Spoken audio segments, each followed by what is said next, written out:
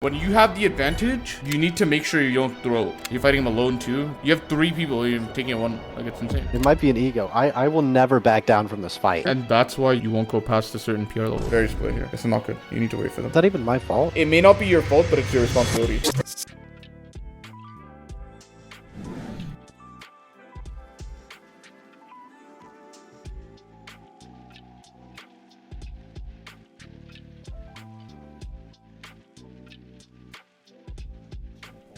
Okay, you have amazing loot, agreed. Yep. You have amazing surge, agreed. Yep. Okay. Think about worst case scenarios, how do you throw? Okay, maybe one of you guys weakens your single layer cone and then resets it, and then the team above you jumps in all 3. Yeah. Like, you need to think of the crazy scenarios and prevent them so that there's literally very, very close to 0% chance that you throw this game. Like, your game right now is like expected top 2 with the resources that you have. So all you have to do is not throw. So do nothing. People need to feel comfortable in Fortnite doing absolutely nothing. And as the IGL, it's important to communicate that to everyone. This is a time we're doing nothing. Like, we have zone, we have everything. Just chill. Next zone, if we pull, we chill. Like, you know, like, it doesn't get better than that. So what are we moving for, you know? Yep.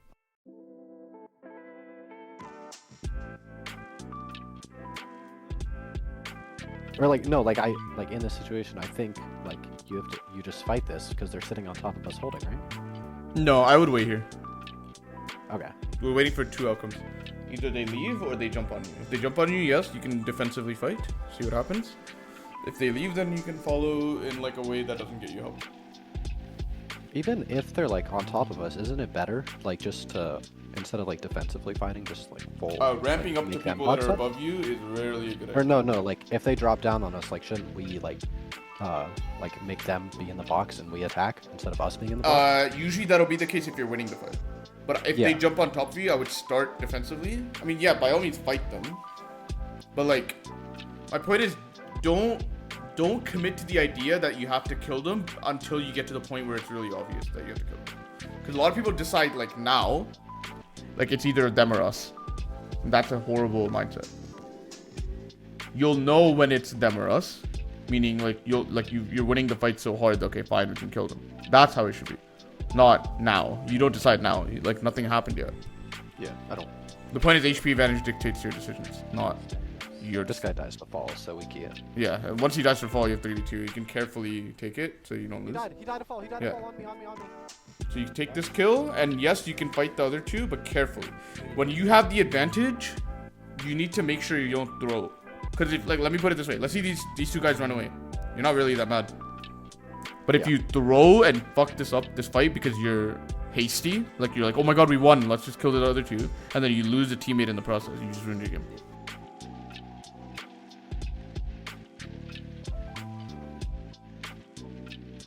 So first things first, are you center? No. Okay, that's okay as long as you prep for worst case scenario. Where's worst case scenario zone pull? Pulls up the mountain. Yes, and opposite of you, so top left. So during these 8 seconds, instead of doing what you're doing, you need to be obviously have your teammates drop your mask because you're So talking. instead of looking for height, I should prepare. Oh, 100%. Height is just, I don't, like, you can look at height, but I think way more important than that is like you need to mentally prepare for worst case scenario pull and what you're gonna do. So you can look through your cones and look through your pieces, like actually look at the path that you would do if it pulls up the mountain or it pulls top left. So you have that answer in your mind pre-prepared, so that when it does pull, you don't have to analyze it, and you know, while it's happening. Was it my rotate that killed them, or was it just? I think like, it may be how late it is. Let's talk about that. Yeah. Like, look, it pulled for 1 second already. Look how long we don't move. I had med miss, so I was thinking about playing Storm possibly, but then I saw the. No way. Storm in trios. Tanking Storm in trios for moving is not possible. Okay. It pulls up a hill. Like, it's just impossible. Yeah. Pulls max, pulls up a hill. You're dead last. Yeah. Like, Then I had to look. go. Let's say you do my play, right? Where you pre-plan. Okay. Yep. You would be moving, and I don't even think your rotate was bad. It's just too late. So you do need to go uphill. So going up makes sense. You would be, first of all, if you had it pre-planned and you're looking at the timer, there's no way you make a chop height play at 1 second. Yeah.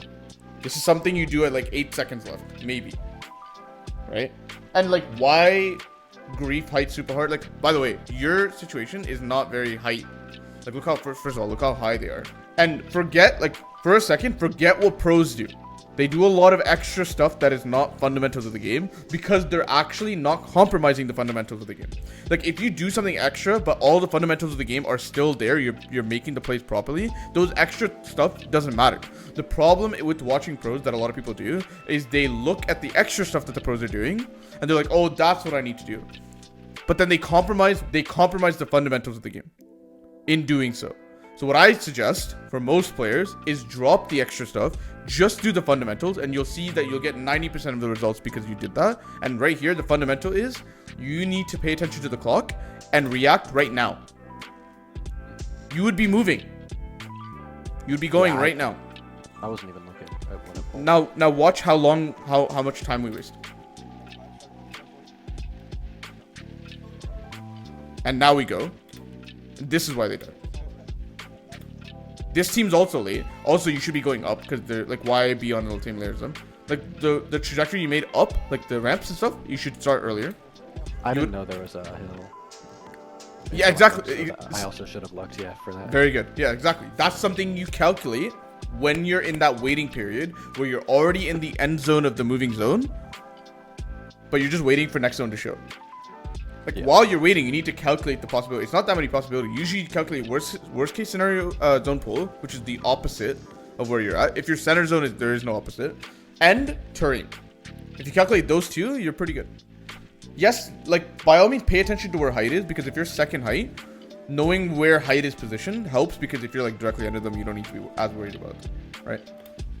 So by all means, look up, but you don't need to make a play on it. Just gather the information.